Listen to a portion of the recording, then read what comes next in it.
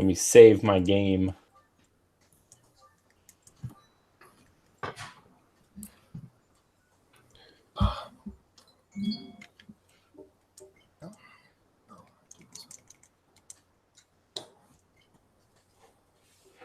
There we go. Saved. Off.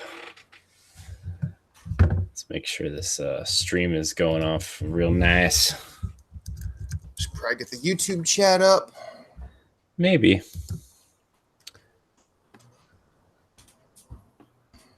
Holy Mother of God. What happened? Nothing. It just looks great. Cool. I like it when things look good. Nerds playing basketball. That's not what I'm looking for. Nerds playing basketball. Yeah. I'm gonna dunk it on you like Shaq. Kobe. Michael. Mogsy Bogues. Moses Malone. Wait, there was something else I was gonna do before I started this. You have 6 minutes. I'm on top. Let's see. Stream looks fine. Chat's out. Oh, right. Gotta tell people we're live. So you're like, oh. Hey guys, did you know that Google Hangouts on air is going away August 1st? Yeah. Did you know I've gotten that message for like 3 years? Mm-hmm. So what are we gonna do? I have no idea. I just figured it all out. Yeah, I feel like I'm just getting good at this. I have to learn something else. Uh-oh.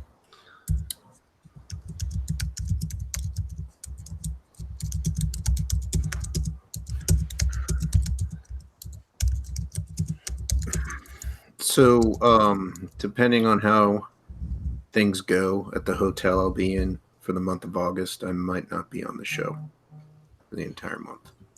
Okay. Ooh. Oh, and you and Jeff you have the green light for here. I'll let him know. Cool. Oh, are you guys having work done at the house? No. I'm going down to help our Atlanta branch. They're drowning in work, and so they were like, "Hey, we're asking for volunteers," and they're compensating us quite nicely. And I was like, "Well, I'll go to Atlanta. I'll go visit Terrapin. I'll go visit Vortex. I'll bring my Switch. I'll bring my Vita." Well, probably won't bring the Vita, but I'll bring the PS4 and the Switch. But yeah, so like, and I probably won't be coming home like on the weekends. So, okay. But, all right.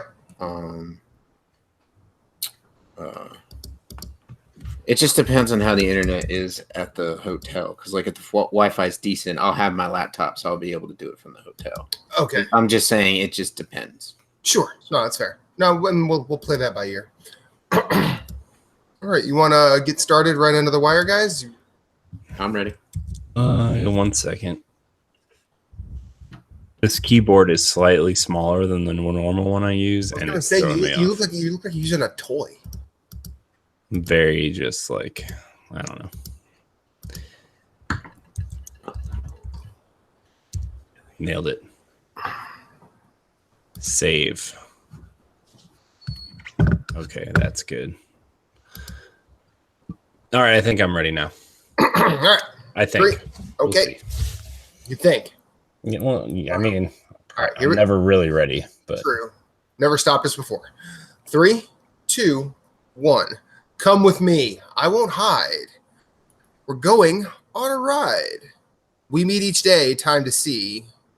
While we're young and almost free. I've got to lose this skin I'm imprisoned in. I've got to lose this skin I'm imprisoned in. Welcome to Nerds Gone Rogue, episode 156. My name is Matthew Keel. Alongside me, Corey Deerick, Moose Kluel. Say hi at the same time. Hi. cool. So we're here every Monday night, YouTube between 8:30 and 9. We're just under the wire this week. YouTube.com/nerdsgonerogue. You can find everything we do, nerdsgonerogue.com. You can talk to us on Facebook, facebook.com/group/nerdsgonerogue community. You can join our Discord. I don't remember our Discord link. Is it just search for Nerds Gone Rogue? Sure. Great. Yeah, you can interact with us on Twitter at Nerds Gone Rogue, on Instagram at Nerds Gone Rogue _official. You can find my co-host Double Legend Corey Dierig at CoreyNHD713 on Twitter, and he is CoreyNHD everywhere else except for PlayStation, where he is Rogue Spartan 4. The mouth from the south, our beer drinking, burger eating PlayStation enthusiast Moose. You can find him on Twitter at Sven, and find him everywhere else at Sven. He also hosts a PlayStation show called Nerds Gone Platinum. Never heard of it. We've never heard of it, but it's the biggest thing on our network.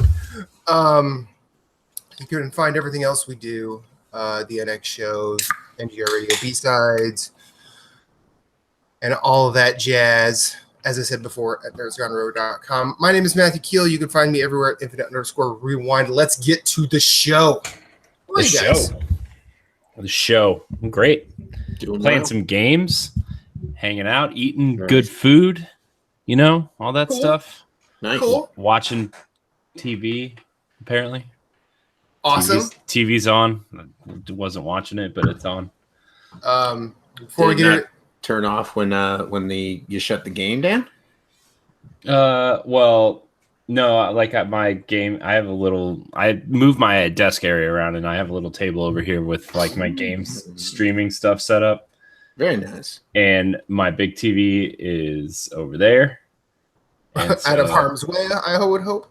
Yeah, it's gonna be strapped to the wall because we moved like this big piece of furniture over so it could sit on top of it. We're actually thinking about mounting it, which is like, I don't know how that's gonna work out, but it'll work. So I'll be honest with you, I've never mounted a TV because I'm too scared. well, that's why my dad, who's a master builder of things and craftsman, if you will. He knows how to do stuff. Yeah, pretty much. Look, when I need something done, I call my dad still. Okay, I'm a 32-year-old man, and if I need something done, I'm like, Dad. I sometimes do it, and I'm 40. Yeah, well. I'll be honest with you. I'm going to be 40 this year. It's the only reason I don't like living 1,000 miles away from my dad, because he would come over and do it. Yep. And then you So, have pizza. I'm just dinner. saying, the first time I had to fix the toilet by myself, that was a scary time. So, Yeah. yeah. But, yeah, so the TV is on because we were kind of watching TV and making sure everything was hooked up right and everything. And left it on. American Ninja Warrior is on, apparently. So Awesome. Always a good time. but yeah, man, we've got a lot more space now. I've got more space in this area. It's my office area, I guess, is what you would kind of call it. So Cool. it's a good time. Awesome. If you want to see it, it'll be on Instagram. So Cool. Looking forward to that. trying to get my Insta rep up. Is that what you call it? I don't know what it is. I have no idea what it is. Come on, guys. I need your help here. I have no. I'm older than you. I don't know how to help you here. Moose, how was your weekend? Help you. Mine was good. Just hung out around the house. Played some video games. Went and saw a movie. First movie since. I mean, it hasn't been forever, but first movie since. Oh, you saw Once Upon a Time in Hollywood, right? Correct. I did. Like it? Yes. I think it's when you got a stew on. You got, because like I thought it. In watching the movie, I didn't make the connections in the movie. Mm-hmm. It was until the end that I was like, oh, and Kelly's like, you're just figuring that out now, and I'm like, I'm dumb. I don't know I can't know everything. All right. This is why I watch movies where stuff blows up and not ones you have to think real hard at. Well, it wasn't. You don't even really have to think real hard. Like it just popped in my head, and I was like, Oh, and so the end of the movie was awesome. It was amazing. One of the best endings I've seen in a long time. But I feel it's not the best Quentin Tarantino movie, but it's very much so a Quentin Tarantino movie. Like the dialogue was really good. Yeah. His storytelling was really good. And had I made the connection I made towards the end of the movie and in the beginning of the movie, I wouldn't have been like, where the hell is this going? But I enjoyed it even though I didn't know where it was going. You know, like I was having fun with it. So it's a good movie. I recommend going to see it. Kelly and I went to like a early show. It was like $12 for the two of us to go see. So I was like, that's not bad. So she was kind of like on it. And I'm like, okay. But we did see the trailer for Zombieland 2, and we're going to see that because I took her to see the first one in the day. Nice. She was like, "We're going to see that, you know that, right?" And I'm like, "Yes, of course we are." Yes, dear. So, but yeah, weekend was good. Cool. Nice. Cool. Well, not that either of you asked. I was in Iowa this weekend. How was your trip to Iowa? It was obviously, which is good. it was white? Was it full of white people? Summer. Whoa. Whoa. I thought he meant like no. I'm like it's Iowa. It's like summer. Okay. Before I'm gonna curtail this joke. It was for my grandmother's celebration of life. Oh, jeez. So... Okay, I'm sorry. That Glad you did that. No, I am not. Corey got stopped. Every time I try to make some sort of like joke, it's always like it comes back and hits me right in the face like a. Well, you're the one walking. You're the one walking in with a drink, going, "This party died. It's a funeral." Shit. That's okay. Well, I didn't really give you the information beforehand, so I can't really be mad at you for making the jokes because, after all, it is Iowa. Honestly, right after I said that, I'm like, I hope this isn't about that. No, and then it was. And then I was like, yeah. That's okay. Okay, so no, the celebration of life was we flew in Friday, we flew into Minneapolis, met up with my sister, ate there, drove down to Des Moines,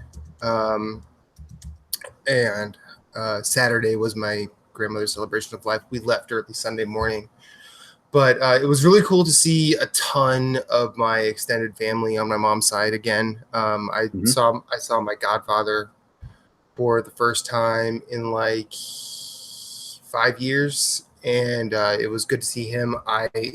His wife passed earlier this year as well, and I was actually his wife and Reba's grandmother passed away at the same time, and I found out when we were on our way to Virginia for her grandmother's funeral that my godmother was gone. So it was been a rough year on that front, but it was cool to see everybody. My grandmother was an awesome lady. It sucks that she's gone, but it was great to see everybody. We saw so many old pictures, and there's a picture of my grandmother holding my mother, and it looks like my mom holding my sister, which is odd. It's creepy, yeah. But it also looks like it was done 50 years before my mom would have held my sister. I'm just like, wow, this is an old timey photograph of my mom and Amanda. No, that's your grandmother and your mom. I'm like, oh my God, this family has a weird resemblance. But it's cool to see everybody. Once again, Reba was overwhelmed by the amount of people I have in my family because I've got a lot. My mom is one of 10 kids. Each of them, almost every one of them, has at least 2 kids, and one of them has 6 kids. So we're already talking like near 30 people on one side of the family. So yeah, the event was catered by noted Iowa barbecue place Smokey D's, and it was fantastic. I had what's called moink balls. I don't even want to know what those are. They are meatballs wrapped in bacon. Oh, well, that sounds better than what was in my head. I'll know. bet. You know. I'll bet. I thought, well, never mind. We're just not gonna go there. I was fortunate enough to get some gaming in.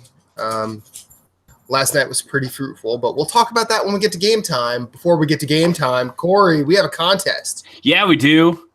We're giving away Dead Astral Chain, Yeah, we are giving away that astral chain. that Square Platinum joint. Give me some of that astral chain. It's gonna be fire. Comes out next month. Yeah, so basically what all you have to do is email us at nerdsgoneroguepodcast@gmail.com, a screenshot of your subscription on podcast service of choice or YouTube or Twitch, and you can get a second entry by leaving us a nice review and rating us on your podcast service of choice and screenshotting that as well. Tell us why you like the show and all that good stuff, and you'll be entered to win Astral Chain. So, Yeah. And if you send us all 4, you can get 4 entries into this shindig. Heyo. Very nice. So the 4 ways you can win: screenshot, podcast feed, YouTube, Twitch, and your iTunes rating and review, and that's 4 chances to win. So there you go. We will be giving it away, announcing the winner on the 26th, which I believe is the Monday before the game comes out. Yeah, it comes out on the 30th, doesn't it? Yeah. So whatever that live show is that Monday. Yeah, that'd be the 26th. Yeah. So enter to win. Giving it away. It's like the lottery. You can't win if you don't play. That's right. That's you know what? That's true. Luckily, unlike the lottery, totally free to enter. Also true. Very true. Good point. I mean, I come here for the good points. Every dollar you give us gives you another entry to win the game. We're not taking money. No. You can PayPal it to my personal email address. I'm just kidding. That's not true. You cannot bribe us for the win. Nope, you cannot. You hear that ad now? Tweet at me after the show. We'll talk. This guy. Oh, great. Oh man, love this show, man. Every Monday. Woo! There was something I was going to say before we got to game time, but I completely forgot what it was because Corey decided to start making our contest corrupt. Hey man, $20 is $20. That's true. No, it's good. Let's go to game time. That is a good point. Let's just go to game time. Let's just keep this truck a running. Let's go first. What you guys been playing? Hey Matt, why don't you go first since you never get to go first? You always ask us first, so why don't you go first? I appreciate that. I've actually played. I've actually, you know what? The only way to describe my playing habits this week is Matt is back up on his bullshit. Oh boy, Binding of Isaac, Spelunky, that kind of stuff. You fucking nailed it. Yeah. Sprinkle in a little whatever From Software game is popular right now, or Close. 5 years ago. He's doing Close. Neo. I played a lot of Neo. Yeah, there we go. Close enough. Corey. Close. Close enough. I would have said the same thing, but I knew that I've been seeing his check-ins on the PS4, like him playing Neo and stuff. So yeah, I knew it. And I knew that's his latest, quote unquote, From Soft drug of choice. Yeah, by Tecmo Koei. So first off, I need to apologize to Jason Marshall if he's listening. No, he sent me a party invite last night, and I didn't notice it till like way late because at that point, Reba and I had fallen asleep watching Netflix. Good old Netflix. But and then earlier in the day we watched Wallace and Gromit: Curse of the Were-Rabbit. It's a great movie. Anyway, so played a lot of Neo. I'm still doing Way of Demon. I've done a lot of the missions. I did not the first DLC, but the first I had my first crack at the DLC of that game. That DLC's rough. They make it super difficult, and it's also showing a lot of the one thing that is bad about Neo that I never really noticed throughout my platinum run. You have to grind a lot, like not for levels, but you have to grind for gear. And I'm starting to realize why Future Press backed out of doing the Neo guide. Oh yeah, because of the gear. The gear is just the gear is not the problem. It is all of the stuff that can be on gear. Like at least with games like Diablo, like they kind of have a naming convention to it. Yeah. And with each piece of equipment, be it weapon, be it accessory, be it part of armor, you can have up to 7 things on it. And the pool of things is at least 100, I think. I think there's at least 100 different types of characteristics. That it becomes a bit muddy. And then not to mention reforging, soul matching, like the crafting system is insane. I think the only reason I've finally gotten my head around it is because I've actually had to engage with it a lot. Mm-hmm. But so still working on that. I've done almost all of the trophies for one of the DLCs. I think the other one is the last trophy I'm going to have to do is basically beat every single available mission on Way of the Demon, and that's just gonna be a while. So I'll start the other 2 as soon as I am able to. And then while I was on the road, I played a lot of Binding of Isaac and a lot of Streets of Rogue. Streets of Rogue, I love it. It's okay. Like I think it's becoming an addiction. It's becoming. It'll probably be one of those things that is added to my roguelike pool, along with like Binding of Isaac, Enter the Gungeon, Spelunky, Darkest Dungeon. Have you played as the gorilla? Yes, I played as the gorilla. I've been trying to actually unlock the wrestler, and I feel like that's it's the easiest to play, or it's the easiest to do if you play as the gorilla, because what you have to do is you have to get through the entire first world only using your fists. My problem is once you get to like the 3rd level of the world, there's always some modifier that fucks up the world around you. And if you walk, I'm always walking by picking up weapons. Usually by accident, but I have to basically switch back to I'm just using my fist, because if you pick up a melee weapon, it's automatically in your hand. So usually around 1-3 is when I get screwed over for not. Is there not a setting you can change that stops the auto equipping? Honestly, didn't look. So it might be something you might want to look into. Yeah, I mean, if it was something that was annoying me enough, I would look into it. But I'm still just having a ball playing that game. Oh, that's good. I like the fact that there's, you walk into a level and there's at least 2 little quest items you have to do before you can leave. Mm-hmm. And then there's also what's called a big quest, and each is different for whatever character you're using. So it's a 2D side scroller, right? Well, it's top down. Top down. It's top down. It's super 8-bit graphics. I think if I were to be mean to it, I would say the graphics are bad. But I also think that this was a team of maybe less than 10 people. Okay. So I'm not really going to. I mean, what I like about this, I feel like this is a Nidhogg situation where if they were to do a sequel to it, it would be the same game, just better graphics. Right. But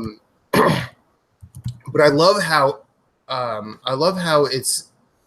systemic it is, because rather than it be just about the gameplay, it's kind of like you have to worry. They have each character tuned to a way that you can use the world in different. You can use the world around you differently. I like the fact that you if you unlock the assassin, he can basically go invisible for a little bit, so he can do massive amounts of combat damage. But if he gets seen, he's really bad to fight. But he can also avoid all the security cameras and all the turrets that are kind of annoying. Gorilla can punch people through walls, and who doesn't like doing that? I will actually I've used the comedian. I've gotten people angry by telling jokes and had them run after me, and then I'll just run them into traps. I mean, it's that kind of sandboxy fun. And if go ahead. I was gonna say I'd like to point out. I was looking into it. Mm-hmm. It's a 10 out of 10 on Steam at just over 45,000 votes, or 45. Yeah, so it's 4,500 votes. 4,642 votes give it a 10 out of 10. That's a lot. That is a lot. 10 out of 10 with that many votes. Usually it kind of brings you down a little bit, maybe a 9 or something. Mm-hmm. But that's a lot of, and the videos look really good. I'm like, man, why isn't this on my radar? So I'm gonna have to check it out and see. I mean, I think it's on PS4 and Switch. It's on PS4, Switch, PC. Who knows about Xbox? I actually just don't think it's on Xbox. Yeah. But I've actually been looking into not just the developer, but like the publisher. I think the Tiny Build it's either the developer or the publisher. I think there's just 2 or 3 people on the title screen that are credited with full development over it. It's a solid game. It'll probably be on my list at the end of the year, based on how much I'm playing it now and enjoying it. And then as I said before, played a lot of Binding of Isaac. I have now beaten Satan. Nice. I did that for the first time. And That felt good a bit. it was tense. My go-to is Azazel, and I think if you were to talk to people who play Binding of Isaac a lot, they'd be like, "Oh, so you like to play the game on easy mode?" Like, fucking whatever. But I actually had a good streak going. I fully beat the game 3 times in a row with Azazel. I realized I hadn't actually beaten Mom's Heart with Azazel on PS4, so I beat it, and then I went right back in and I beat Mom's Heart again. And when you do it the second time, it's quote hard mode. And then I decided to not jump in the chest. I went and did the boss rush, survived that. Yeah. And then I went to Sheol, which is hell, I guess. But it's, instead of being like red, like every other hell interpretation, it's completely black. And a lot of the enemies are black. So there's a lot coming at you that you don't even see, which is a very tense experience, but fun. And then I ended up getting to Satan and winning. First time I'd ever done that. Unlocked Judas, and now I'm addicted again. Of course you are. That's okay. I did play Spelunky. I got to hell. Felt really good about that. I'm like, you know what? I'm good here.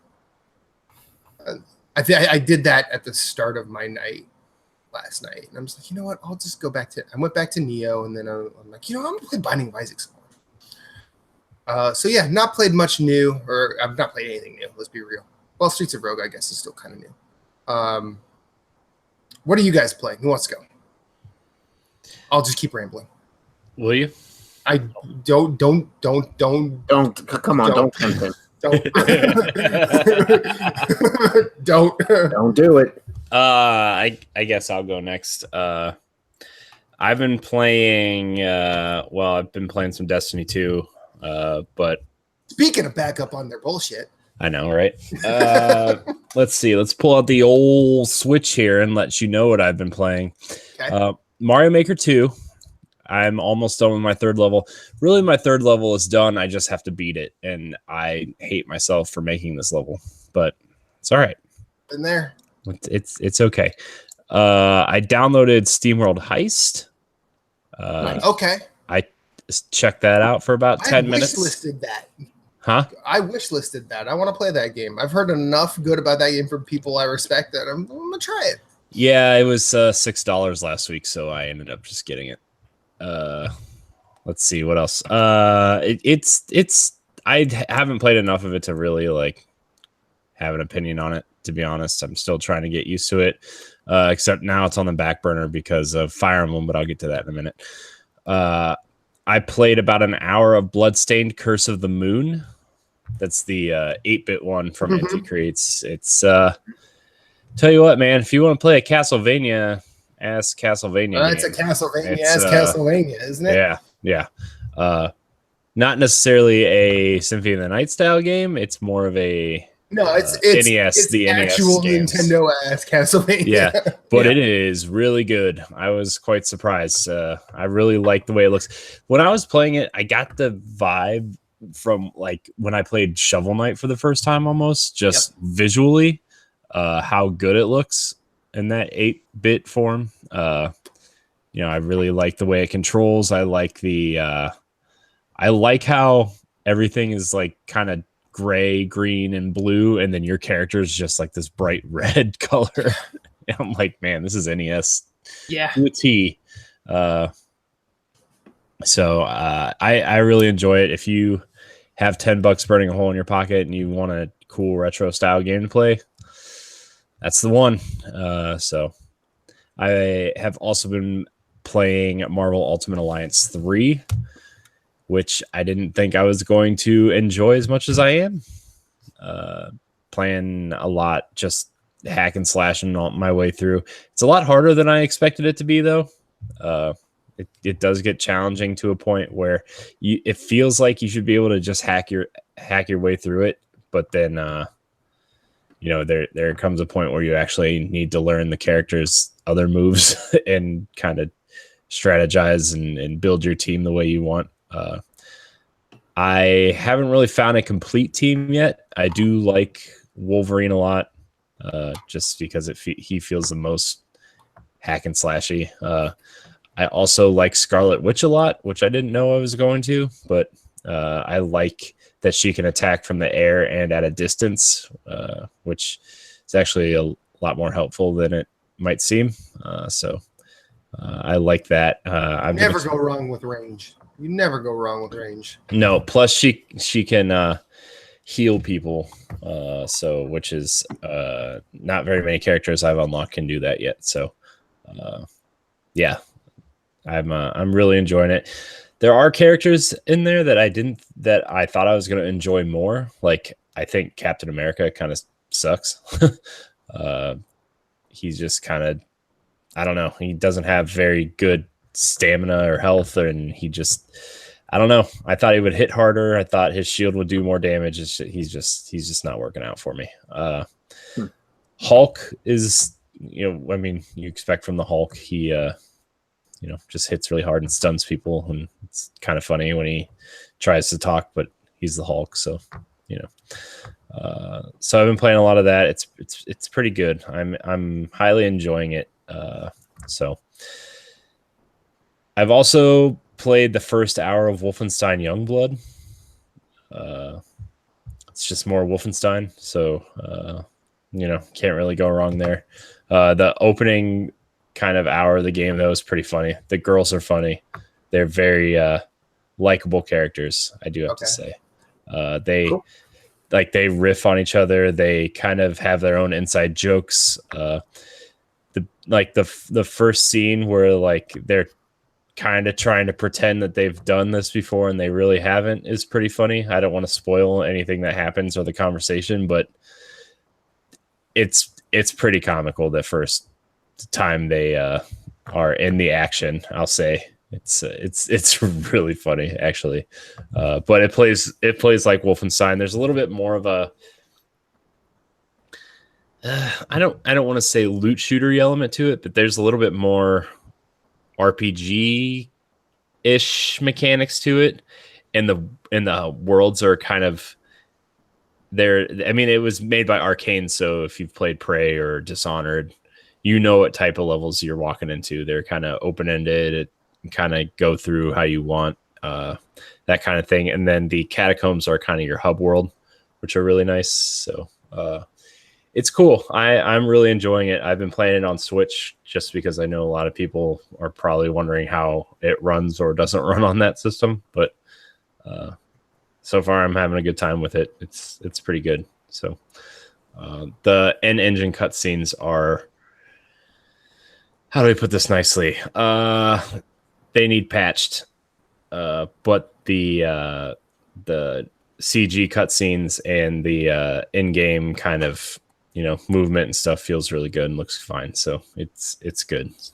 I'm really enjoying it. But the big game I've been playing, I've probably put 7 or 8 hours in this weekend of was Fire Emblem. Nice. Fire Emblem Three Houses. It is. I've heard enough about this game that all of a sudden I'm kind of interested. So please talk about this. It's so you played. Did you play Persona 4 on Vita, Matt? Do you not fucking know who he is? No, I don't. No, that is more offensive than the question you asked me about my Iowa trip. That is way more offensive. Corey. I didn't mean to ask it like, have you played it? I just meant like you played it, right? Because I'm gonna compare it to Persona. Yes, that's what I'm gonna do. Yes. So everything. Persona 3 and 4 on Vita. Thank you, sir. I don't know why I show up anymore. Anyway, continue. The school element and the social aspects of Persona are there, and it's very. It feels like somebody who worked on previous Fire Emblem games picked up a Vita and played some Persona 4 Golden. Is what it really feels like. All of the school activities are broken up into days and weeks. You have a calendar. You can do certain things on certain days.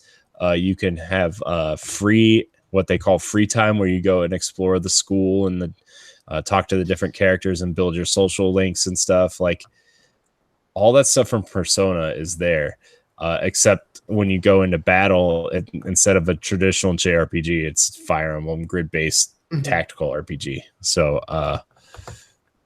yeah, it's awesome. I've probably spent way more time exploring the school and talking to everybody than I do actually in battle. I think out of the 7 or 8 hours I've put into it, I've only been in battle like 4 times. Okay. So, but I mean, you don't have to do that. I just do it because I want to get the most out of building relationships and stuff. Well, this is the one thing I like, but I also don't like about Persona is the minute you choose an activity, like that's your day. Yeah. I mean, this does that too in some areas. There are activities that take time off of your day, and then there are other activities that don't do that. Okay. So a lot of the times you're gonna have to like pick and choose. Yeah, it tells you which. I like when you open you go to these things called bulletin boards, and it'll give you like a big quest list, and it divides them up into quests that will take time off your day and quests like free time quests, which you can just do at your leisure or whatever. But you do need to do the free time quests before you do the day quests, obviously, because then it'll just erase those quests and you won't get them back. But sometimes there will be quests daytime quests that take up half the day, and there'll be like 3 or 4 of them, and you'll have to pick which ones of those you want to do. Right. Just depending on how you want to build your team and stuff. So there is that aspect of it, which I don't really care for, but it hasn't really hindered my experience. It doesn't really happen as often as you would think it does. Well, it leads me to believe there's probably one path where you optimize everything. Yeah. Oh, yeah. There's definitely an optimization path. The other thing I didn't really care for either is they make you choose your house almost right away. Not like right away, but probably within the first 90 minutes of the game. which if you don't know, you're a teacher. You are a mercenary who becomes a professor at this military school, and it's divided up into 3 houses, kind of Harry Potter style. And also, whoever built this monastery watched a lot of Harry Potter, because the dining hall is definitely Harry Potter style, and the houses are separated into, it's so I'm really, Which one is Hufflepuff? Which one is Slytherin? And which one is Gryffindor? Are those even right? I don't even know. No, those are all Harry Potter houses. Good job, Matt. Okay. Oh, good. That was what I was going for. The only one you missed was Ravenclaw, but that's okay. You know, you're allowed. I mean, does anybody really miss Ravenclaw? Let's be real. I mean, I'm shaking his head like, what are we doing? To be fair, Ravenclaw are smart kids, and they didn't get involved in anything in the movies or the books, so they're the smart ones. Let's just put it that way. They're the boring smart ones. So, but I'm really enjoying Fire Emblem. I can see myself replaying this game a couple times just to see, because like you get a totally different story depending on what house you choose. So, okay. Each house is kind of based on a region of the continent that you're on. Mm-hmm. And each one has a different type of, political view, and and the story plays out based on that house's political view, and that each house has a leader of the house, and then each house also has a leading professor. So that's basically how they explain it in the story. So there's like a student who's the head of the house, and then each of the major professors is also the head of the house. So you pretty much work in tandem with the house leader to build your characters and stuff, and it's kind of cool. So I'm really enjoying it. After the show tonight, I'm probably gonna play for like an hour or so. Nice. I'm really liking it. If you have a Switch and you like RPGs and strategy games, this is probably a must-have for sure. Even if you're not a Fire Emblem fan, I would say even if you've never played a Fire Emblem and you're a Persona fan, this is probably the closest thing you're going to be getting to a Persona game for a while on Switch. So, yeah, Fire Emblem is, so far it's my game of the year. Although I have to admit I haven't really played a lot of games that have come out this year. So, but it's a game. It's a game that I feel like, how do I put it? I haven't felt this way about playing through a game since Breath of the Wild, really. Okay. Just like I want to like not go to sleep and just keep playing all day. And like, I've played some great games on Switch, don't get me wrong, but it's never like, oh, I have to like cut time, like cut family time, or, lose sleep over it to play this game. And I haven't really. Well, while you're doing other things, you're thinking about this. Right. So, yeah, Fire Emblem's really good. I highly recommend it to anybody who's a JRPG fan, a strategy fan, a Persona fan. The characters are very cool. Like, there's this one student, and I chose the Black Eagles just because they kind of have the play style that Is that the house? Yeah. What are the 3 houses called? The 3 houses are the Black Eagles, the Blue Lions, and the Golden Deer. Okay. The Blue Lions are more of I would say a magic-based house. They're more of a ranged magic kind of. There's magic, and then there's something called faith. Which is more of like, if you think of it in RPG terms, is black magic and white magic. Sure. And then the Golden Deer are more of like a ranged physical attack. So like long range spears, bows and arrows. And then as you kind of progress, you can have people learn how to ride horses and Pegasus. And so you can have aerial archers, which is a really good advantage to have in the game. So, would you say that of those class types, there's not any that you feel like, oh, this is just trash, like filler? Do you feel like everyone you've encountered is kind of like it fits in with the way you would play the game? Well, it's the way you progress is like you start out, and like what I've been doing is the Black Eagles have are more of like sword and shield style characters, Okay. long double-handed axes, more up close and physical Sound like characters. People. Yeah. So, but what you can do is what I've really been doing, and this is where the free time walking around building your social link stuff, you can recruit characters from other houses to join your class, and they can request a transfer to your house. So I've recruited 2 archers that kind of hang back and fire from a distance. So nice. You can put the work in to do that. Some characters take more work than others, but it's very rewarding once you get someone to transfer to your class. I remember the first time I did it, like I was trying to get this one archer because they're also a healer, which is nice.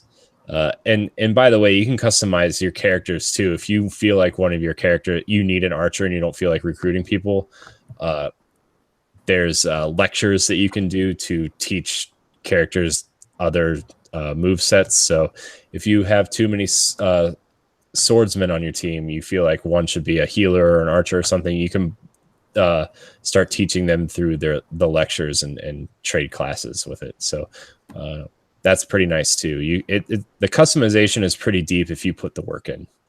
Okay.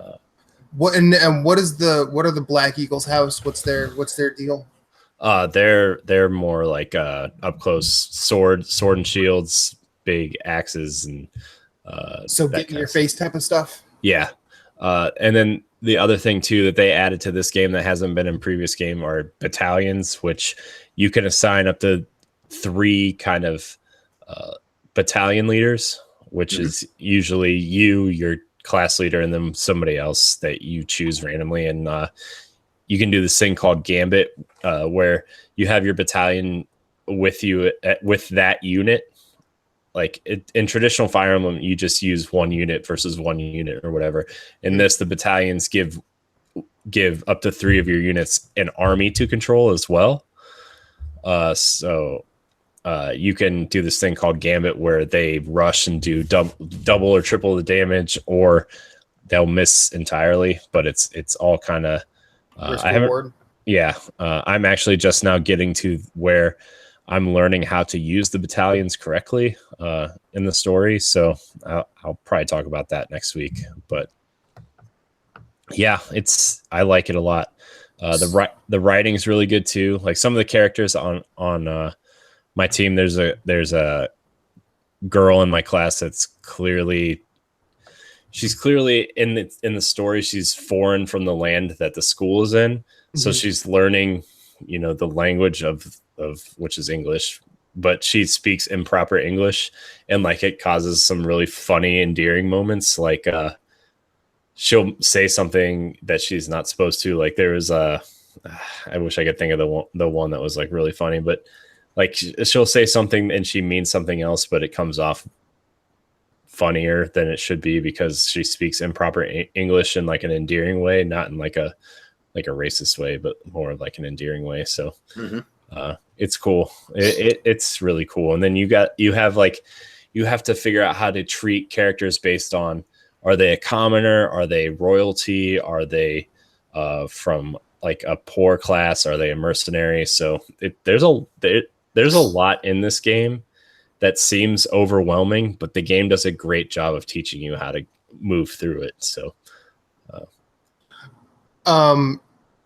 in terms of characters the player is controlling, is it an RNG XCOM situation, or is it like, or are you controlling the characters that I would know from Fire Emblem by playing Smash? No, every Fire Emblem has new characters. You will be playing new characters. And in terms of it's not really XCOM-y. Okay. It's more just a grid-based battle system where you're Well, no, I meant like in terms of the characters, like Oh. where like every character in XCOM is essentially randomly generated, and then the Yeah, player can go in and these name them. are these are all already set characters. They're not randomly generated characters. Okay. So And then is permadeath a thing or no? it is, but you can turn it off. And if you Okay. turn it on, there's also beforehand, if you had it on, you either let the character die or you would have to start the battle over, which some of the later battles take 30 to 40 minutes. There's a character, without getting too spoilery, there's like a character that lives as a voice in your head that allows you to use, quote, the hands of time, which will allow you to turn back however many turns you want to, once or twice, depending on the battle. Okay. So that's very useful. I used it once already. It was very useful. There was a unit that I got too aggressive with, and she got surrounded and died, and I just used the hands of time and reversed back probably 4 or 5 turns and re-strategized and moved. So If I ever play Fire Emblem, I will constantly refer to that character as Cher because they turn back time. if I could turn back time. Oh wait, I can.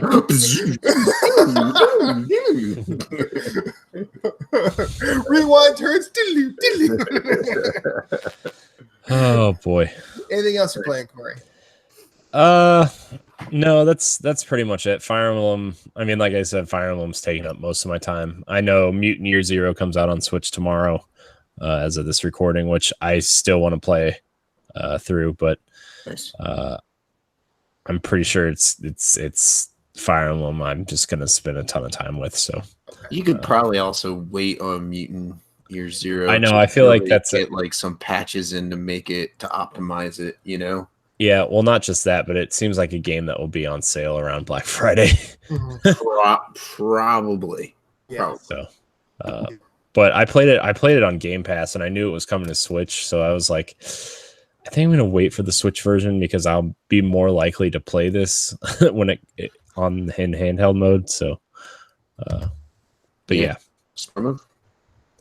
What a Fire Emblem though, great game, great. Yeah. It's Getting up good there. reviews. Yeah, Piqued my interest. Yeah, like as someone who is genuinely not interested in Fire Emblem, just hearing the talk around this one, I'm like, okay, I think I might have to look at this. here's the thing with the last Fire Emblem, Shadows of Valencia, which was kind of a remake of one of the NES ones that never made it over here.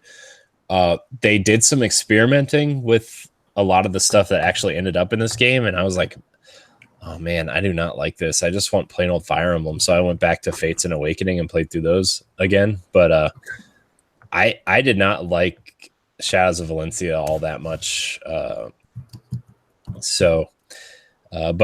And when they said that they were pulling a lot of the stuff that they were doing in that game and kind of refining it, I honestly was kind of worried. I was like, man, I love Fire Emblem, but I did not care for Shadows of Valencia that much. And so far they've done a lot to improve on those mechanics and kind of, refresh some of them and took out what wasn't working and improved stuff that needed some work. So I can see why this game was delayed 1.5 years. So, Okay. Nice. But Moose? it's good. Sorry, Moose. I've been playing a lot of Bloodborne. I've been streaming it. I think today. I tuned into one of your streams last week. I think today was the first day I didn't stream. Look at No, you. yesterday. I started Wednesday and just went ham on it. So I was doing Finally Wednesday, using that affiliate status. Way to Friday go. night. So I started a no weapons upgrade run. And then the part 2 I was playing got really ugly because it's I think I made the mistake of trying to put too much into the weapon, like strength. put not in the weapon, but too much into strength, which will affect your attack, and not enough into my survivability. So I feel like I need to do like my traditional leveling style and see how it goes. And sadly, Eileen died, so so I was like, I got to restart this playthrough because like I don't want her dead because I want the what you get from her at the end. And so like Thursday night I switched from doing that to co-op and did some co-op, and then I decided to do a Kirkhammer run. And so I've been doing a Kirkhammer run and then just some co-op here or there with some friends of mine from Richie's stream community, which has been awesome. Shout out to Paint Squirrel. But having a lot of fun with that, just having a lot of fun running around, playing that, and they're having a lot of fun too. So it's all good. It's always fun when you're having fun, right? Yeah, exactly. I like that community too. I mean, I don't interact as much as I would like, but they're all pretty solid people. They are awesome people. Spoilers: Richie's gonna be on the show soon. Again? Yeah, we're gonna do like a part 2 of streaming. Awesome. Just have him on with some people. Mentioned it to him, so we got to get our ducks in a row before that happens. But people will know. We'll let y'all know. But like, it won't be like, hey, this day, like the day before he's on. But and then I started streaming some Division 2. I did that on Saturday. I think I did. Yeah, I did Saturday. And I'm enjoying Division 2. Finding that it's like it's gonna be a little grindy. Matt, I gotta wait till you can hear this. But so Division 2 is a little grindy because like you need to get a lot of damage to elites on your gear. And the way you get damage to elites on your gear is by grinding for weapons mods. And you need to do level 3 control points to get your blueprints. And so it's a bunch of grinding. So I was doing that before Kelly and I went to dinner Saturday. And I did like the challenge day, and I was going to do some grinding on that. And it was just like the way they have it set up. The control points they're not hard to get to level 3, but they're sometimes the way they have it set up, it's hard to like get reinforcements in to like attack that control point. Like I did a propaganda thing, and it's like such and such was raised to level 2. It was none of the control points near me. I couldn't even find the control point on the map to be like this went to level 2. So at a certain point, I was just getting frustrated, and I was like, you know what I'm going to do? I'm going to do the invasion missions. So I switched over to the invasion missions. I don't know if you're aware of this map, but the first DLC came out. So they released a patch, fixed things, turrets. I use the turret and the healing drone. So now the turret is like, it does 21% more damage. Cooldown's taken down to 60 seconds from 240. Or maybe not 240. It might have been like 180. Anyways, it's significantly cut down. And then also your healing drone has like double the health. Not healing health, but like the health to stay in the fight. So the balancing has been really good since the patch came out. And so now I'm just trying to work towards getting better gear and getting these weapons mods. But those have been pretty much what I've been playing besides Zelda on Switch. So shout out to Jesse. He told me about the app. Hold on a second. I was looking at that app he talked about. That looks crazy. Breath Companion on Google Play is awesome, and it is amazing because it's just basically the map, and it shows you everything you would want to track, like everything you'd want to track. And I'm trying to get Korak seeds, so like what I'm doing right now is like I was using the online map that I mentioned before, and what is it, ZeldaDungeons.net, I think it is. Yeah. But anyways, and then I'm using printed out maps to like cross it off. And so I'm like, Fucking you know Pepe what? Silvia over here. So, no. I only have I maybe have like 15 left on the paper map. And once I finish that, I'm just gonna go through the actual app and just check them off. Actually, that's kind of what I was doing before we started the show. Like I was just like, I know this entire up left region, like the what is it? That's snowy region. Hebra Tundra and the Hebra Mountains. I know like that entire upper left region. I'm done because that's where I started. Because they divide it. The printed maps are like divided into 9 blocks. And so I just picked the upper left block and was like, let's go do this.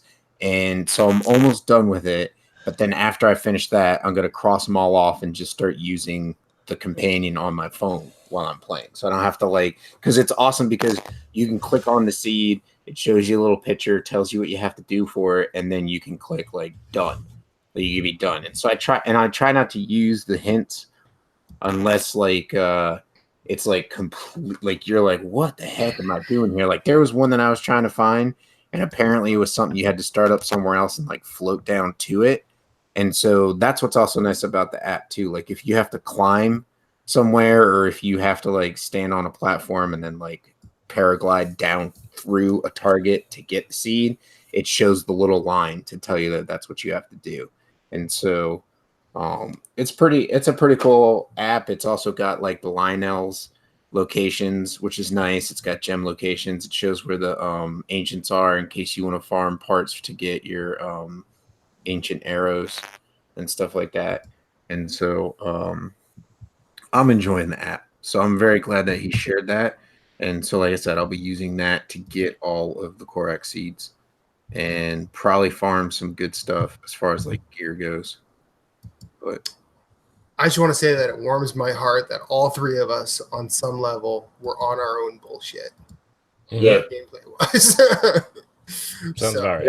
Yeah, Corey's on his Fire Emblem. You're on your I'm on my roguelike shit. I'm on my Bloodborne shit. So yeah. That's about Moose is on his Bloodborne Breath of the Wild. So basically, hey man, the state of the Nerds Gone Rogue Union is alive and well. I'm just saying. Look, if you didn't know what you signed up for 156 episodes ago, yeah. Look, I realized that in the Twitch chat, there's some new listeners. Hey, how are you? This is it. This is it. Look, if you want to go listen to old episodes, you're gonna hear the same stuff. I'm pretty sure you could go to when Moose started and now. All of these games. I'm pretty sure Bloodborne, Fire Emblem, Destiny, Binding of Isaac, and Spelunky all get mentioned in at least one episode a month, at least. Yeah, it's got to be one of those. I would take that bet. Also, I know Fire Emblem just came out, and I know Division 2 just got some new DLC.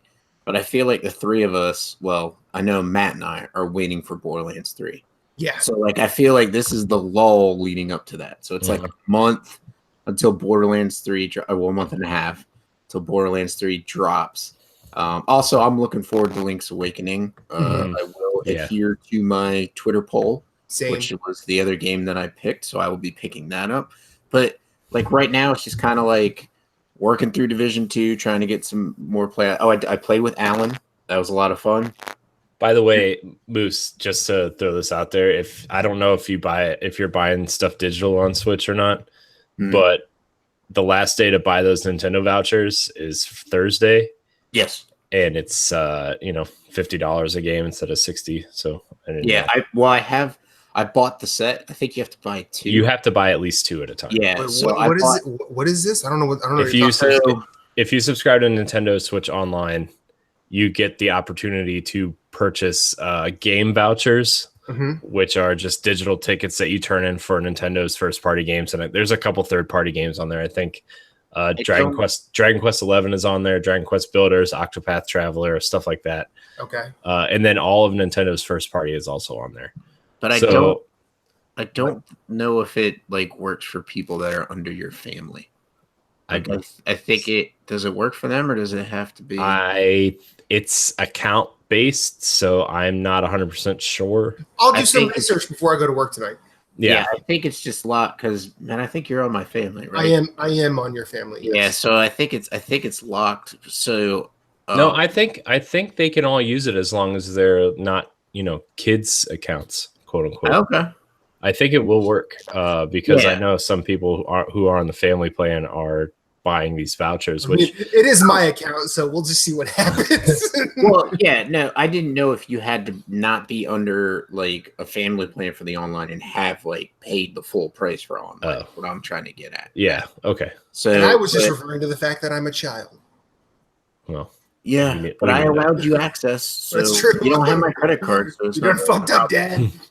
But yeah, so I picked up the vouchers not too long ago, and because I wanted Mario Maker 2, and then like I said, I was like, oh well, there's Daemon X Machina coming out soon. There's Astral Chain. There's Link's Awakening. So I was like, there's a bunch of games coming out, and it's smart to save like the $20. Mm-hmm. So. I just have that one waiting there, and like you can't use it until like the game's pre-order until it becomes able to pre-order it. So I gotta wait. I probably, like you were saying, like 2 weeks before it launches, which is weird because it's like there's games that come out later than that are on there that you can pre-order, and I'm like, Nintendo, just get your shit together, like set it up for pre-order. So, oh wait, we're talking about Nintendo. But anyways, yeah. So I think like it's just you've got Fire Emblem, which will probably be what you'll be playing for a while. I mean, what is your next big game that you're looking at? Because like I said, Matt and I is probably like Borderlands 3. I mean, Destiny comes out the week after Borderlands, so the new expansion. Yeah. So I mean that'll probably be it for sure. But I mean, Link's Awakening and Luigi's Mansion 3 are also on my list. So those this fall is like ridiculously packed. Control also is a game that I really want to play. The game looks real good. By the way, IGN Unfiltered's Sam Lake interview was awesome. So yeah, it's awesome. I don't know if you guys listen to IGN Unfiltered, but it's a really good once a month developer interview series that Ryan McCaffrey does. I've cherry picked episodes. I don't subscribe. But the Sam Lake one he wrote the first 2 Max Payne games, Alan Wake, Quantum Break. It was an awesome interview. I highly recommend listening to it, especially if you're interested at all in Control. So, well, I'm interested in. I'm usually interested in what like those devs have to say. Like that's why. I mean, I should just fucking subscribe to that show. Mm-hmm. Yeah, it's really interesting. They go into like the development of Max Payne and how they couldn't find an actor to play Max Payne. So Sam Lake just like jumped in the booth and scanned his face in. So like Max Payne's face is literally the writer of the game's face. Nice. So nice. Okay. Before we get to questions, I wanted to share another little anecdote that I forgot to share about my Iowa trip this year. So my sister thought it would be a genius idea to give me this shirt. Wow. Moose, you might want to take a look. I see who's drinking so much Bud Light. so yeah. So there's that.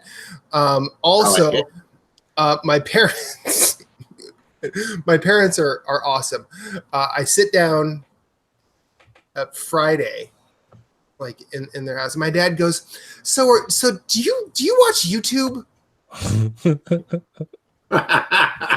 Dad, I'm on YouTube. You should have said that. You should have been like, I said, I do quite a bit. I host a podcast on YouTube.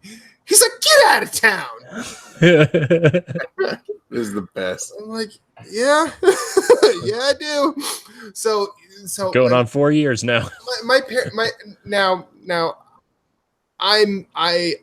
know my parents. I know not to just inundate them with technology stuff the minute I get interested in something, because they respond to it like folks do in their 60s. They're like, nope, not interested. Well, you have to let them come to it through their own volition. So my parents, my dad really likes RVs.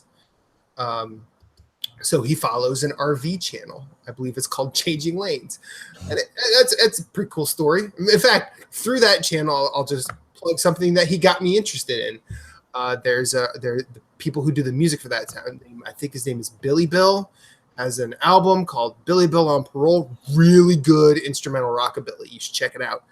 But anyway, so he showed me that, and I'm like, hey, do you want to see what I do on YouTube? So I showed him our episode 100 previews. I showed him our channel commercials that Corey has put up. And he's like, wow, you guys are really good at this. I'm like, you know what? You need to tell Corey that. So I will pass that along because he's the one who's done all of that. So you have impressed my dad, Corey. Cool. I should make a shirt that just said "I impressed Matt's dad." You should. Well, I mean, my dad just recently discovered the magic of YouTube. Mm-hmm. I mean, he has subscribed to like almost every single Disney Parks channel on YouTube, and he the other day I went over there to clean some more stuff out of their house, and it's mostly my stuff from when I was a kid. He watched like 4 hours of Disney food blog on YouTube while I was there, just the whole time, just sitting there watching it on his giant 4K TV. He's just like, I wonder if there's any new restaurants opening up. And he just clicks on Disney food blog, and sure enough, there's a new restaurant opening at Animal Kingdom that he's all excited about. Nice. Can't wait to go there. I mean, it does look good. Dude, there's mac and cheese topped with spicy barbecue pulled pork.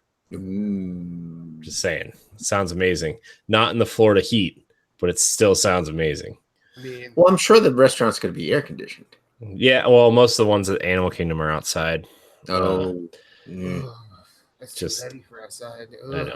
I know, but we're going. Me and him are actually taking a trip in February or March, just me and him down there. So nice. Yeah, that'll be fun. It's going to be interesting to say the least. He's probably going to make me eat the whole time because that's all he likes to do when he goes down there is eat. Dude, him and my mom went by themselves for the first time since like the 70s. And they kept sending me. They probably sent me probably close to 100 pictures of food that they would get down there. And no joke, dude. It was like big old breakfast, like biscuits and gravy, waffles, eggs and bacon, like in like these huge sit down dinners, like they would get and stuff. They come home from my trip, from their trip, and like my mom sent me pictures of my dad eating food like every 2 or 3 hours. Literally every 2 or 3 hours, right? Like whether it was on a cruise, whether it was like ice cream or hot dogs or chips or food, like breakfast, dinner type food, whatever. They get home from their vacation. First thing my dad says was like, "Yeah, I didn't get to eat as much as I wanted to because it was just so darn hot down there." I'm like, "What do you mean?"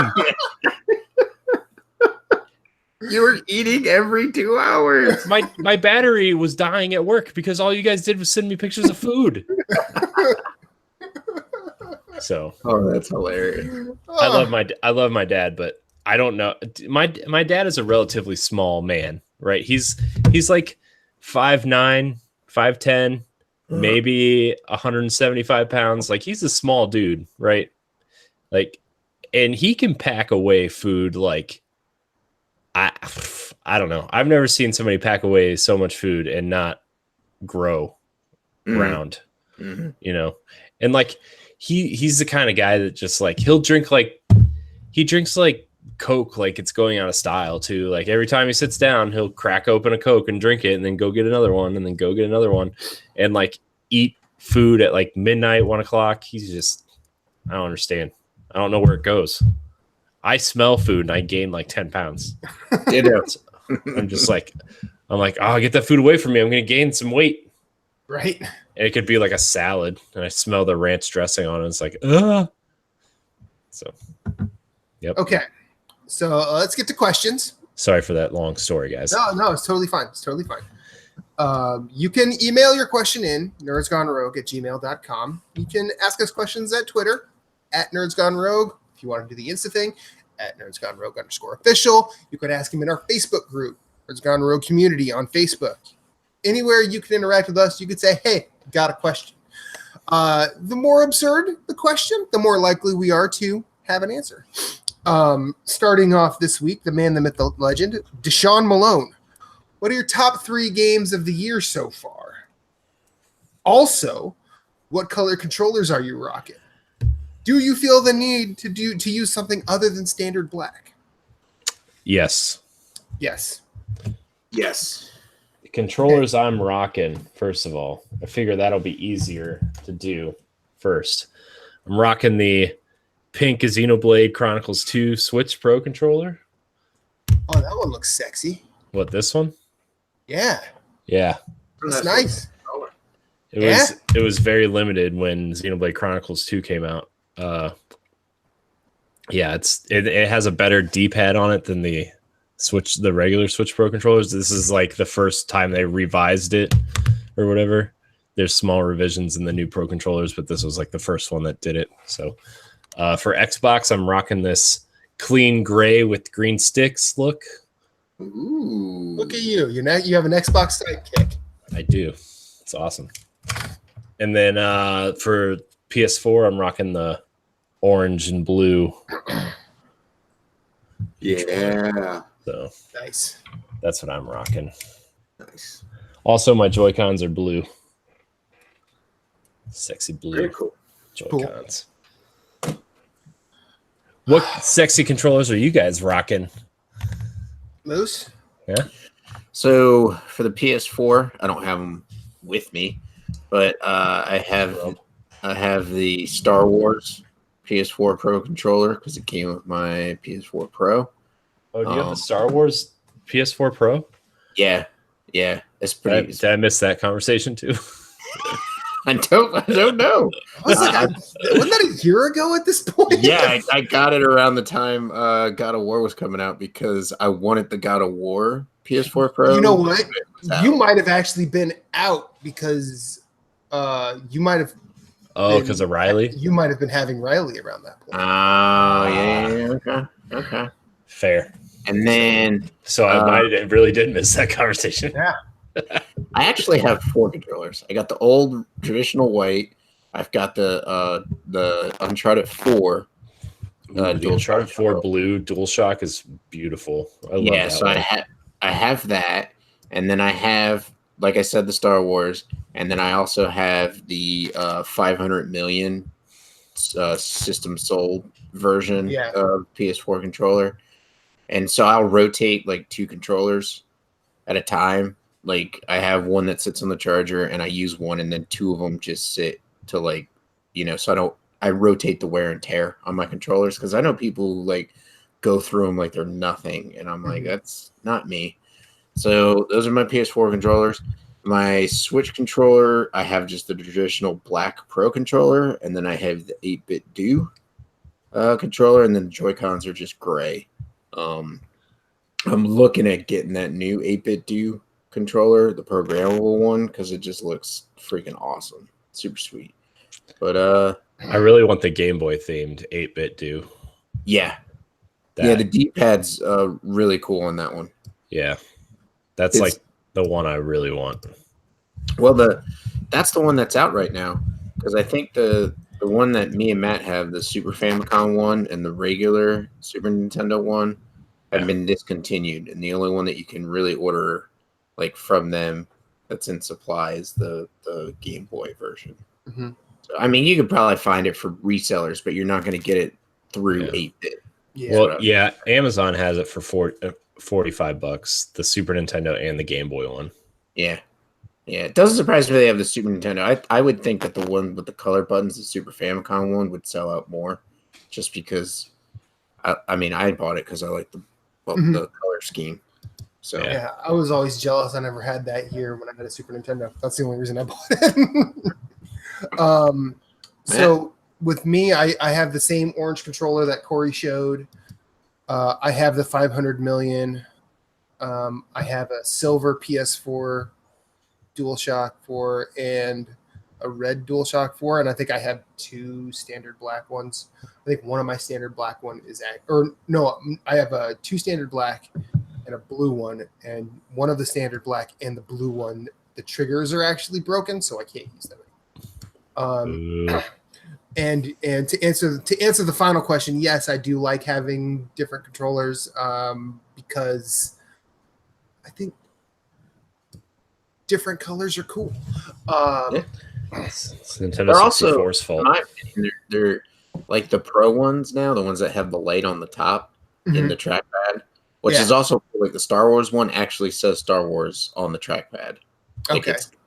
It's pretty bitchin'. But anyways, like I feel like their rubber is a little like it's harder than it is like soft, like the older PS4 controllers, like the rubber's softer, and I don't know. I don't like that. I feel like my hands stick to it a little bit more, which I like because I'm a person who gets sweaty hands while gaming. And then for Switch, I have the Super Famicom and Super Nintendo 8-bit do, as well as red Joy-Cons. Ooh, because you got the Mario one. Because I got the Mario Odyssey one. Yeah. I will probably get the Hori one when I get Daemon X Machina.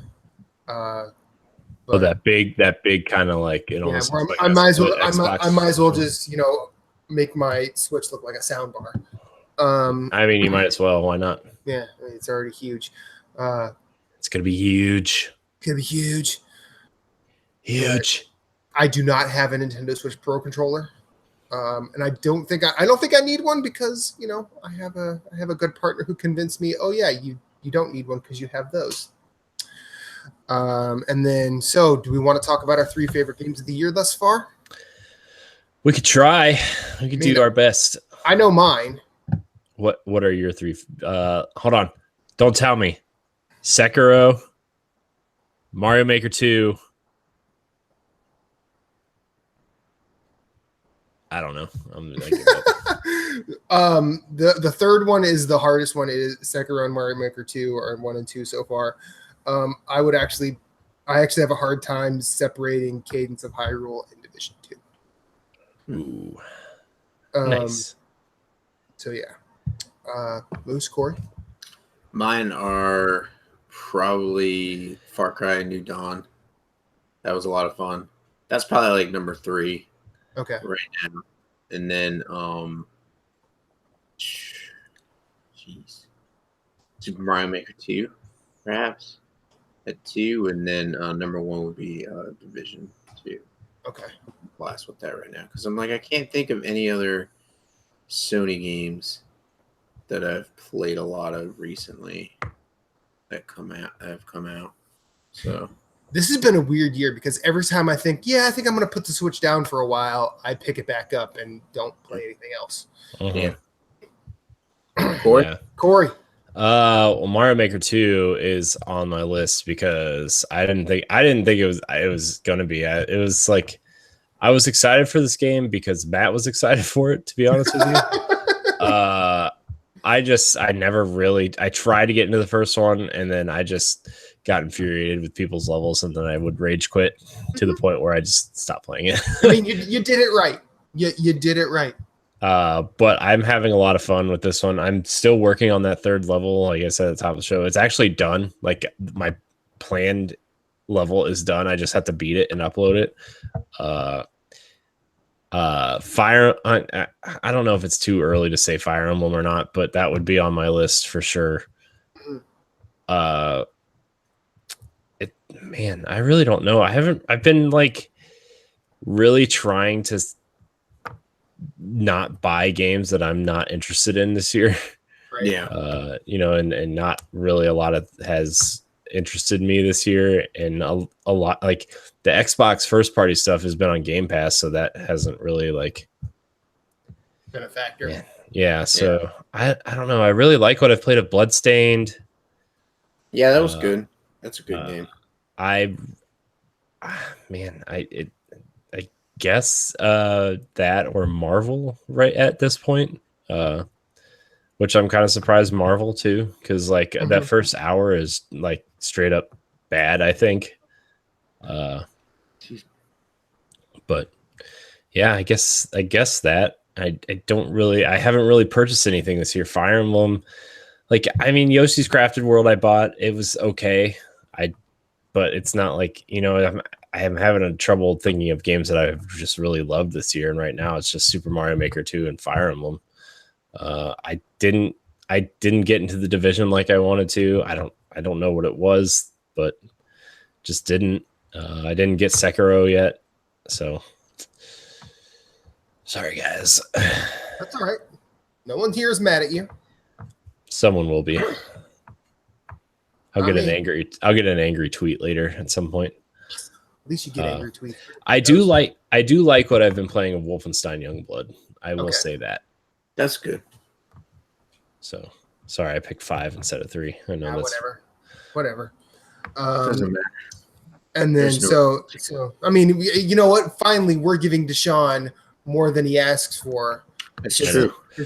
To be fair, He asks for more than what we can give him. Yeah, To be- he does. to be But, fair, we try every time. the games I've been looking forward to aren't out yet. Like Gears 5 isn't out yet. I actually really want to get back into Monster Hunter because Iceborne, the stuff I've been watching on that looks pretty cool.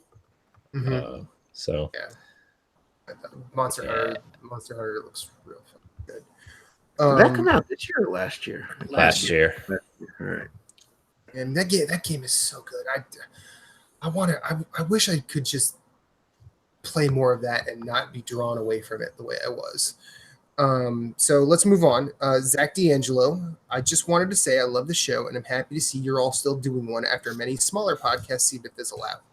Found it through a friend who loves Nintendo and thought I'd write in. What franchises would you love to see revived that haven't been around in a while? What style or genre would you like to see them in? This is always a tough one because I'm like, what hasn't been around in a while? I mean, man, this question was also he also emailed the NX show. This is same question we just answered this weekend. Okay. I think, man, I didn't really have an answer for this. I said Star Fox cross F-Zero, I think would be a freaking crazy game. Plus that Star Fox Grand Prix game sounded like exactly what this would be if there was one. So that rumored Star Fox game Retro was working on before they got pulled on a Metroid Prime 4. Yeah. I mean, I think the easy one for me would be I'd like Infamous to come back, but I'd like to come back as it was. Yeah. Yeah, I'd like to see that. I'd like to see Siphon Filter. Where's our PS4 Infamous collection? Every other game has gotten a collection except for, well, I guess like Infamous, Killzone, and Resistance are like the 3 games that haven't gotten PS4 collections, I guess. Yeah. It's weird. I guess there's a lot that haven't, but well, they're also on PS now, probably. Yeah, no, but who wants that? I believe me, I know. I don't. Have you tried PS Now lately? No. So I tried it. I tried it right when it came out, and I probably picked the wrong game for this. I picked God of War Ascension, which, look, stylized action games are probably not the game to start that with. Yeah, it did not work great, and so like probably a couple months ago, I tried it again. I was like, what game should I try? The God of War HD collection is on here. Let's play God of War 2. Yeah, still not working great. And I have super fast, reliable internet. So, yeah. I mean, I'd like another Rayman game. Yeah. Rayman Legacy. Remember, there was one rumored right before E3 called Rayman Legacy, and it was the 3rd game in the Origins, Legends, whatever. Yeah. Let's see. I'd also like Rayman Legends and Origins are great games. You'd never get a no from me if Ratchet and Clank are around. I You think love we'll that get series. another one now that they're working on Spider-Man so much? I have no idea. I think both those games did extremely well. Obviously, Spider-Man did a lot better than Ratchet and Clank. Not that Ratchet and Clank wasn't a great game, but I feel Insomniac has 2 teams, right? what's that? Insomniac has 2 teams, right? Yeah, I'm not sure. They probably Because they were working on that VR project too. Every still time doing that. Insomniac on multiple occasions said they're kind of done with Ratchet, but then they always end up bringing another one back. But I think they are a studio that will do it when the time is right, rather than just putting one out. Well, I also think like the remaster / remake did it like refined it a little bit, and it did a great job of reintroducing it to people because like it sold really well. It's still one of the best games on the console as far as I'm So, concerned. and it's like playing a Pixar movie, or so. I would like another Sly Cooper game. That'd be cool. The team that did Sly 4, Sanzaru, I like how that one came about. Like that team pitched the idea of doing a Sly game to Sucker Punch. Sucker Punch was like, well, we want to do a Sly game, but we've moved on, so we don't think it'll ever happen. So they actually they did. I guess they did a mock-up of something and said, hey, this is what we can do. We'd like to try our hand at this game, give you guys, that way you don't have to do it. And you guys have like a say in it somehow, I guess. And Sucker Punch was like, yeah, go ahead. I would like them to do another Sly game. And I realized that Sly 4 was just more Sly Cooper. In the eyes of most, it wasn't breaking new ground. It wasn't planting a flag anywhere. I don't think that series needs to. I mean, not every series needs to do that. Right, exactly. So I would like. Apparently, Alan's in the chat. Did we answer his question yet?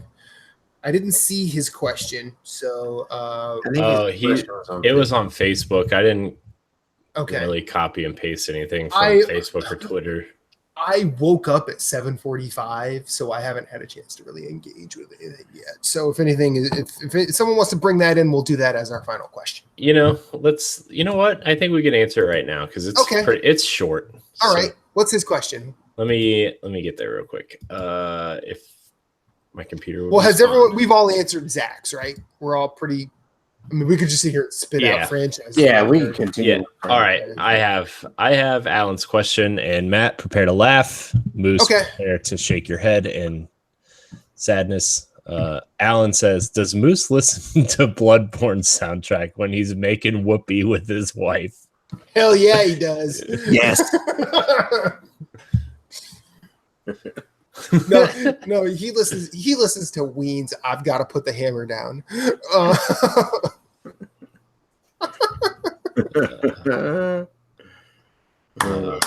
Thank you, Alan. Megan Green also tweeted us a question. Yeah, we I like that question. All right, we'll make Megan's our final question because I'm gonna get to Ashley Davidson next. Hey guys, just a quick one. Are there any games that you go back to for nostalgia purposes? Love y'all. Thank you, Ashley. Love you right back. Let's see. If you rewind to the top of the show where we talked about games. Pretty much everything that we talked about. Bloodborne, Spelunky, Destiny, Binding of Isaac. Binding of Isaac. Some sort of Souls-like game. I mean, I used to go back to Mario 64 quite frequently. Which that game was just so good. I know. Game. They were streaming N64 games on Giant Bomb last week or maybe 2 weeks ago or something, and that was the first game they played. I'm like, man, I used to play a lot of Mario 64.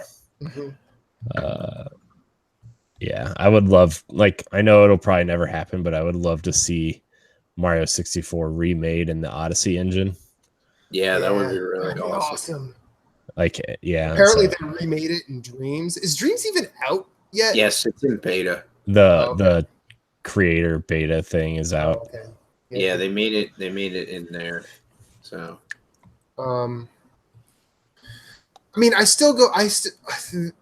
Usually before work, if I'm like super bored, like if I don't want to play like what I've been playing on Switch, I will actually fire up Nintendo Online and like I'll go into like Super Mario Brothers 2 or Super Mario 3, Pro Wrestling, Metroid, those games because I Mhm. like those games. Like Super Mario 2, I just like to listen to that music. That music's amazing. Do do do do do do do do do. Yeah, exactly. I could just jam out to that for hours. Do do do do.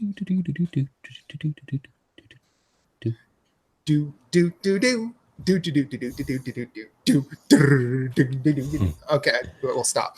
What's Watch out for Megan's? Fanto. Oh, fuck that guy. Dun, dun, dun, dun, dun, dun, dun, dun, dun, dun, dun, dun. Yeah. So let's move on to Megan's question. She'll be our final one of the night. She just asked how mine and Moose's weight loss challenge was going. Was this a challenge? No, I not thought y'all weren't between doing challenges. no, not between us. I did a challenge with Jason and Justin, and that ended in April, the end of April when Jason's daughter was born, and I won. I lost 11% body fat, and Jason and Justin lost like 1%, something like that. And so we're actually doing a second one, and it starts Friday. Cool. So it'll be for the whole 3 months. We're doing 3 months again. It'll be the 3 months that Jason's off, taking care of Amelia. Well, Jason wants his money back. I think he kind of he does, and I'm like, I mean, even if he puts in double the effort, that's 2%. So I don't know. I don't know what's gonna happen. I'm not shit talking. I'm just like, hey, y'all want to do another round 2? And Jason was like, sure. He's like, man, he's like, I'm home for 3 months, and he's like, I could do really good, or I could do a lot of damage. And I said, exactly. Like, it could play out the same way. You could, I mean, based on this, like there are a couple of things. There are a couple of priorities you could look at Jason's schedule. Like he has trophies that he has to continuously beat you and Jeff in. Right. He has a new child that he has to keep alive, otherwise his wife may murder him. Right. Which I think he will. He's a very good dad. I'm not saying he's not. I'm just saying I don't think that's going to be an issue. But all of these things get in the way of going to the gym or maintaining a workout regimen. Well, here's and trust me, and I'm only projecting myself into this. If I have 3 months off, I'm doing a lot of goddamn sleeping. Well, I love that idea. But my thing is, like, he didn't go to the gym like I did. Right. I don't know if he wasn't working out. I don't think he was monitoring his like portion controls and meals and stuff like that I was. And so I think that's what killed him. And so this time around, I think I don't know. We'll see what he changes. Mm-hmm. Like maybe he curbs his portion controls or watches all the meals. Like, because sometimes he'll tell me like when him and the wife and the daughters go out for dinner and tells me what he's eating, and I'm like, Jesus Christ, man! Like, how are you? I'd put on like Corey says, I would put on like 20 pounds looking at the meal put in front of me. You know what I mean? So it's just like, I don't know. Anyways, so it'll be fun. But Corey, I know, is still losing weight and doing a fantastical job. I'm trying. Since the beginning of the year, I've lost 73 pounds. I don't know what my end goal is right now. Like, this area looks like someone who's lost a lot of weight and the skin is still there. So it's like, it's dangly. Kind of, yeah. So I'm also on like super, like the last couple, I'd say like the last month or so, like I've been a little bit more lenient on my diet than I was at first. I mean, I'm not like eating Wendy's every day or anything, but like, Yeah. you know, for breakfast, I'll have like an English muffin with my eggs or whatever, that kind of stuff. You know, but we're leaving on vacation in 10 days. So like from now until then, I'm on super strict just to like, not that it's going to matter. I'm going to look like this weird, like semi fat guy with skin going everywhere. Like Chris Farley running in slow motion on the beach. And what movie was that? No, did I imagine that? Or in the Chippendales SNL skit. Yeah, there you go. One of those. I don't know, but you know, it's still going, still trucking along. So I think my ultimate goal is to lose 100 pounds total. Huh? So I'm almost there. I feel like you do that, just continue making good decisions. Like Yeah. I feel like that's been the only real routine you've needed, it seemed like, because you seem like you're making good decisions and the weight's just starting to fall off. So yeah, I mean it's all continuing to fall off, I should and say. like about 90% of it is just the dietary limitations too. Like I don't have a lot of time to like go work out. You know, I work out maybe twice a week. I try. I mean, you know, depending on work and stuff, but also moving inside at work I've been more active instead of just sitting. So it's kind of working there too. So, but yeah, I'm pretty happy with the results so far. I think my wife's like, "Are you going to stop?" I'm like, "No." Because Sana wants her teddy bear. I know. No, but it's funny because like just involuntarily, Sana's kind of been on the diet too because we eat the same thing for breakfast and dinner because we're home together. Right. So she's like involuntarily losing weight too on accident, and like I don't think she likes it. She's like, "We need more garbage, please." Yeah. She's like, "Where's the bread and the potatoes and the you know?" I'm like, "In the freezer." Make them yourself. Yeah, that's right. You tell her. Be like, now, are you the cook, Corey? Because I actually don't know. Yeah. I usually come home and cook dinner and make breakfast every morning. Oh, that's awesome. So you're in control. Well, essentially. I cook food. Look, she's the grocery shopper, so I make what she brings home. Oh, okay. Usually I mean, to be honest, I'm really tired of salad and vegetables and chicken, but that's pretty much all I've been eating the last 7 months. Sure. For dinner. I would say you get tired of that. But I mean, it's gone from like I'm excited to eat because I like food to it's fuel to keep moving to stay alive. So yeah.